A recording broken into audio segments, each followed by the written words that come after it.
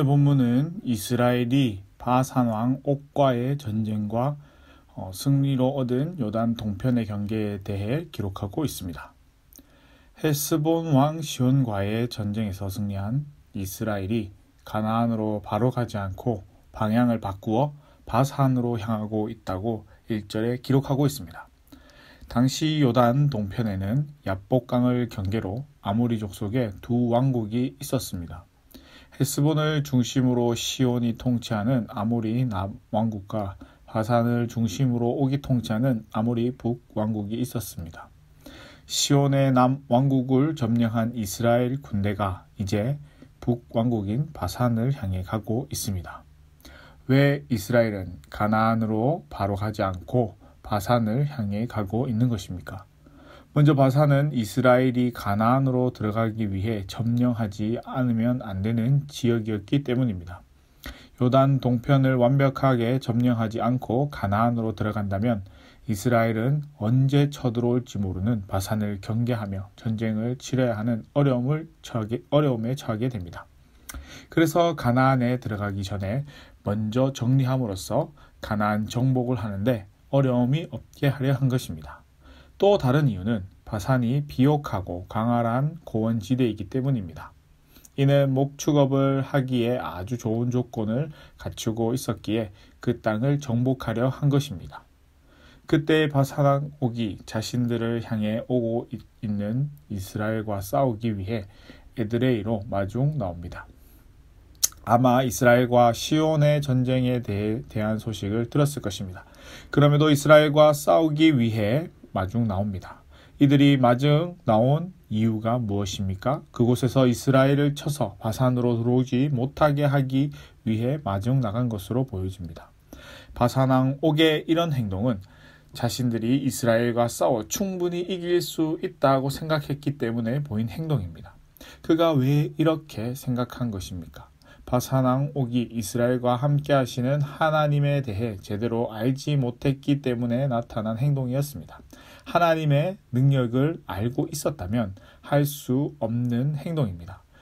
그리고 자신의 힘을 믿었기 때문에 이런 행동이 가능했습니다. 그럴 것이 11절의 바산왕 옥에 대한 묘사를 통해 알 수 있습니다. 그가 아모리의 왕이었음에도 성경은 옥을 르바임 족속의 남은 자라고 표현하고 있습니다. 여기서 언급하는 르바임 족속은 다른 말로는 에밈, 아낙자손, 삼순민으로 불리는 거인족을 언급하고 있습니다. 그 말은 바산왕 옥이 유일하게 남은 거인족이었다라는 것을 말해주고 있습니다. 이에 근거해 그의 침상을 소개해주고 있는데 그 길이가 9규빗, 너비가 4규빗이라고 기록하고 있습니다. 이를 오늘날 우리가 사용하는 단위로 본다면 그 길이가 4.1m, 너비가 1.8m나 되는 아주 큰 침상입니다. 놀라운 것은 이것이 철로 만들어진 침상이라는 것입니다. 그만큼 그의 몸집이 크고 기골이 장대했다는 것을 말해주고 있습니다. 이런 사람이 힘으로 진다는 것은 어느 누구도 쉽게 상상할 수 없는 일입니다. 물론 옥 역시 자신이 힘으로 질 거라고 생각하지 않았을 것입니다. 그랬기에 이스라엘을 마중 나온 것이고 그들을 거기서 물리치면 된다고 생각했을 것입니다. 이것은 하나님을 알지 못하는 사람에게서 나타나는 아주 흔한 모습입니다. 무엇보다 저와 여러분은 나의 힘을 의지하는 삶이 아니라 하나님만을 의지하는 삶을 살아갈 수 있기를 바랍니다. 하나님을 의지하며 나아갈 때 내가 감당할 수 없는 일들을 해결할 수 있기 때문입니다. 우리가 무슨 일을 하는 데 있어서 가장 큰 어려움은 우리를 방해하는 요소들일 것입니다. 종종 이 방해 요소들로 인해 우리가 하고자 하는 의욕이 꺾여버려 아무것도 하지 못하곤 합니다. 지금 이스라엘 백성에게도 동일한 상황이 나타나고 있습니다. 이렇게 이스라엘은 또다시 전쟁을 해야 하는 상황에 놓이게 되었습니다. 또다시 전투를 해야 하는 상황을 맞이한 이스라엘 백성들을 향해 하나님께서 이렇게 말씀하십니다. 두려워하지 말라라고 말씀하십니다. 사실 이 전쟁은 이미 승리한 전쟁이나 다름없습니다. 왜죠? 하나님께서 그와 그 모든 백성과 그 땅을 넘겨주셨기 때문입니다. 이스라엘 백성들이 그저 하나님의 말씀에 순종하여 나아가기만 하면 된다는 것이었습니다. 그럼에도 하나님은 이스라엘 백성들을 안심시켜주기 위해 약속의 말씀을 주십니다. 헤스본에 거주하던 아모리 족속의 왕 시온에게 행한 것과 같이 그에게도 행할 것이다 라고 약속의 말씀을 주십니다. 결국 약속의 말씀대로 이스라엘이 바산 왕 옥과의 전투에서 승리를 거두게 됩니다. 이것은 하나님이 말씀하신 그대로 이루어진 승리였습니다. 헤스본 왕 시온에게 행한 것과 같이 바산 왕 옥과 그의 모든 백성을 이스라엘 손에 넘기시고 한 사람도 남지 않게 하셨고 그 성읍들을 멸망시키시고 성읍의 남녀와 유아를 멸망시키셨습니다. 시온에게서 취한 것과 같이 가축과 그 성읍들에서 탈취한 모든 것을 소유물로 삼았습니다. 이로 인해 이스라엘이 요단 동쪽 땅을 아모리 족속 두 왕에게서 빼앗게 되었습니다. 이 전쟁을 통해 이스라엘 백성들이 얻은 것은 결코 적은 것이 아니었습니다. 이스라엘 백성들은 전쟁에서 승리해 얻은 성읍의 숫자는 헤아릴 수 없을 정도로 많았습니다. 그 중에 높은 성벽으로 둘러싸여 있고 문과 빗장이 있어 견고한 성읍은 60곳이나 될 정도로 엄청난 규모를 자랑하는 곳이었습니다. 이런 곳을 승리로 얻을 수 있었던 것은 하나님의 도우심이 아니고서는 가능하지 못했습니다. 이것은 하나님의 말씀에 순종하며 나아간 결과가 얼마나 큰지를 보여주고 있습니다. 이렇듯 이스라엘이 아모리 족속 두 왕과의 치른 전쟁을 통해 차지한 요단 동편은 가나안 정복 전쟁의 전초전이라는 점에서 아주 중요한 의미를 가지고 있습니다.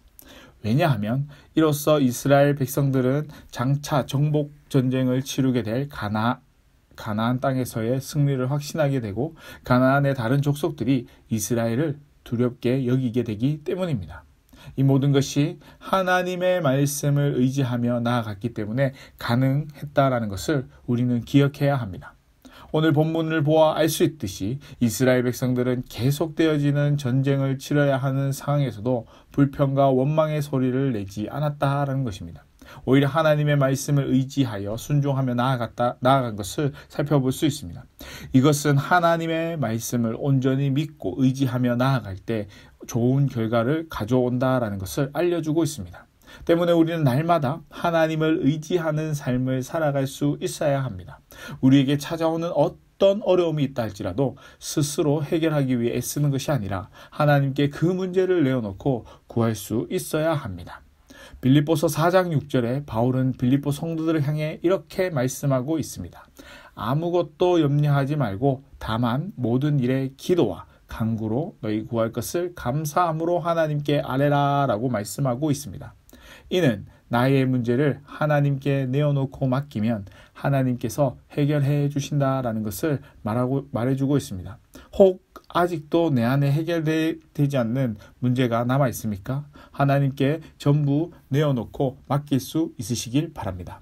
나의 문제를 온전히 내어놓을 때에 하나님께서 그 문제를 해결해 주실 것이기 때문입니다. 무엇보다도 저와 여러분의 삶이 하나님만 의지하는 삶을 살아갈 수 있기를 소망합니다. 하나님을 의지하여 하나님께서 도와주시는 그 은혜를 누리기에 부족함이 없는 저와 여러분의 삶이 될 수 있기를 주님의 이름으로 간절히 축복합니다.